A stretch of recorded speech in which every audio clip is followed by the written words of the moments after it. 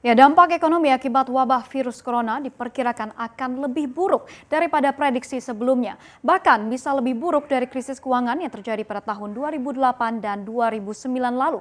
Pasalnya, ekonomi China, negara manufaktur raksasa dunia, saat ini tengah mengalami penurunan drastis, bahkan terburuk dalam beberapa dekade terakhir. Lantas bagaimana dampaknya kepada negara kita sebagai negara yang sangat bergantung sekali dengan China dalam hal bahan baku industri? Kita bahas bersama di Ada Corona, Ekonomi RI terancam merana. Ya, pertama kita lihat terlebih dahulu seperti apa perkembangan dari wabah virus corona asal Wuhan ini. Ini berdasarkan data dari satelit pemetaan ArcGIS, jumlah kasus corona di seluruh dunia saat ini mencapai 102.186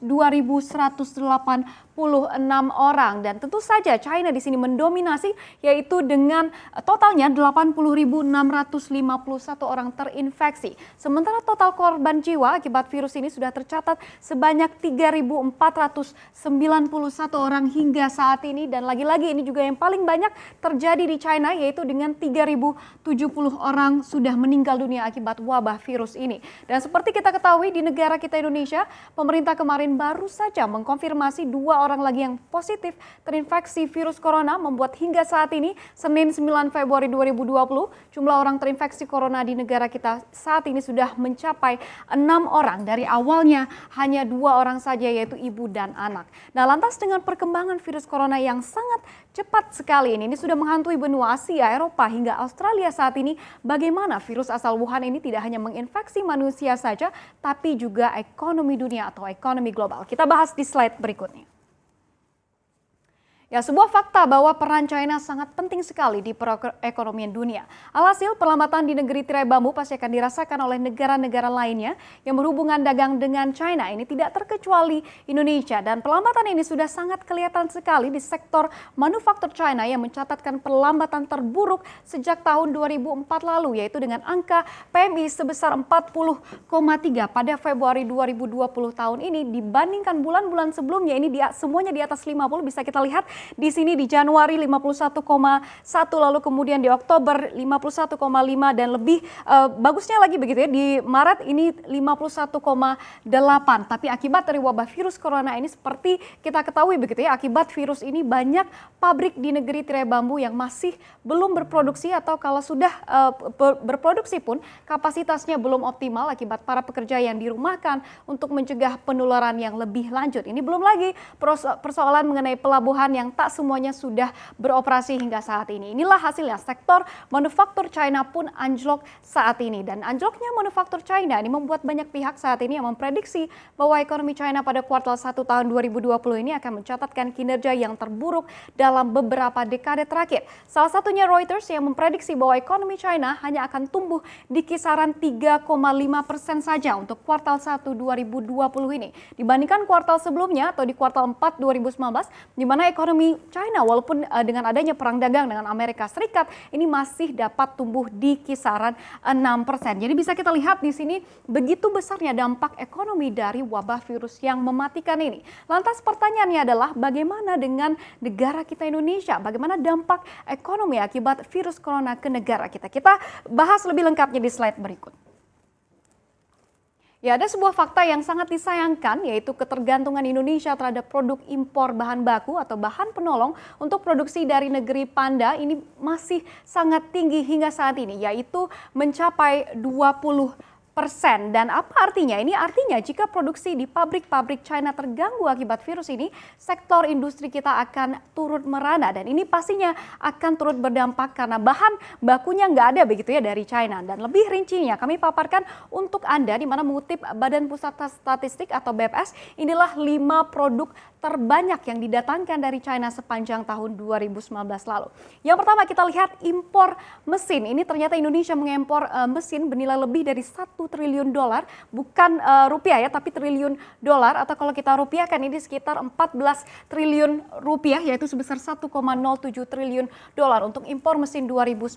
Lalu kemudian kita juga mengimpor peralatan lainnya dan juga pendingin ruangan, yaitu sebesar 1,66 triliun dolar Amerika Serikat pada tahun 2019 lalu. Lalu kemudian ini diikuti oleh mesin untuk memproses data, yaitu sebesar 1,7 triliun. Lalu telekomunikasi ini paling besar di sini begitu begitu ya, dengan mungkin berbagai macam handphone dan juga gadget dan juga peralatan telekomunikasi lainnya dari China, yaitu sebesar 4,49 triliun dolar Amerika Serikat.